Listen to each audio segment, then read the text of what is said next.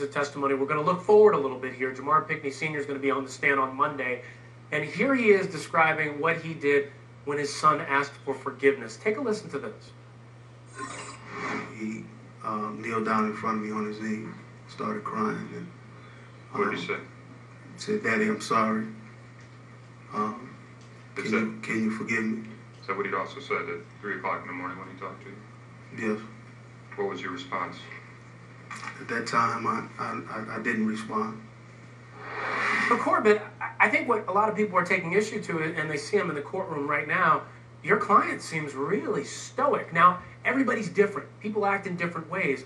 But is there a sense of, are you concerned that maybe there's no sense of emotion coming out of him? His daughter being assaulted like this, him killing his own son that he says that he loves?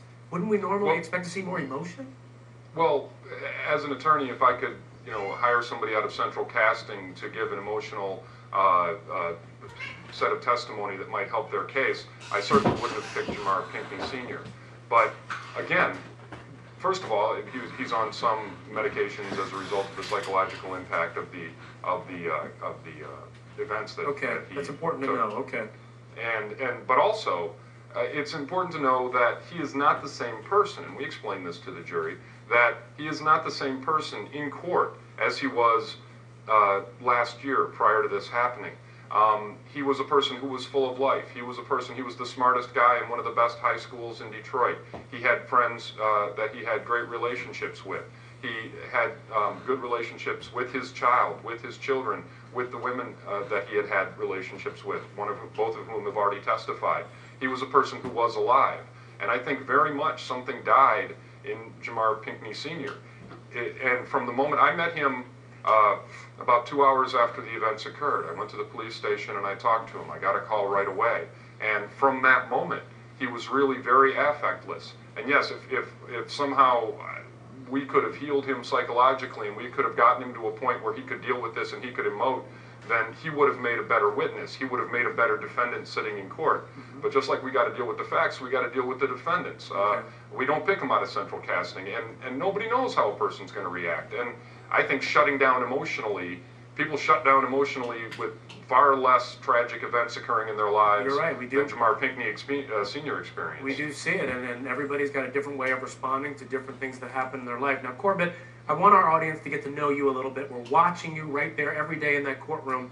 And as we were looking through this trial and looking at you and your background, we noticed that you take your career very seriously, and then you even got a tattoo to remind yourself of the importance of what you do every day. Look at this. Well, all I do is, and I went and got a tattoo about 6 months ago to remind me, all I do is trial-level criminal defense. And that's all I've done. I've done some other things throughout the past 14 years as a lawyer simply because I need to keep a roof over my head and my kid's head. And I'm not sure, see, there's some debate over, I was an English major in college, and there's some debate whether or not the hyphen is appropriate, but it stands for trial-level criminal defense. And tell them which prison you were in when you got there. that It's tattoo. no prison for me, thank you very much. I was arrested a number of times as a youth, but I've been deterred from all criminal activity for a number of years. I've gone almost, I think, 24 years now without an arrest, so I'm hoping to go another 24. Now, Corbett, I hope I didn't surprise you with that. If I did, I apologize. I hope I didn't catch you off guard. Gotta be careful what I say when there's cameras on, I guess. Well, we didn't want to catch you off guard, but I think the point there is, Corbett, that you take your job very seriously. We're seeing it in that courtroom. Tell us why you did that.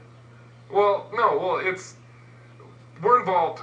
As a young person, I did make some bad decisions. I didn't graduate from high school. I got a GED. I went to college, and I grew up in the city of Detroit. And I joke that I can't go to my GED class reunions because they're probably held in a correctional facility. But the tragic truth is that we're involved, especially in the state of Michigan, but across the United States, in the wholesale incarceration of the greatest number of people, not only the wholesale incarceration, but the wholesale branding as felons, the worst designation that our society can give somebody. In the state of Michigan, 1 out of 6 adults is a convicted felon. 1 out of 8 human beings, from babies to 100-year-old people, are convicted felons.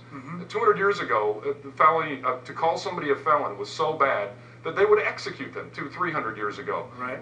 And now we just willy-nilly designate people, and we take away their ability to participate in our society. And I really believe that our criminal justice system is perpetrating the greatest injustice that has gone on in this country since slavery. Corbett, I completely get what you're. Unfortunately, I have to go, but I can see your passion, and it's part of the reason why we showed that clip, because we wanted to show our audience how passionate you are. And you're going to be back a little bit later, so stick around for a little bit. Thank you so much. Good. Okay, you're going to be back though, so stick around. And Karan Ivy wasn't satisfied with the initial ER exam that was done on her daughter, so when she took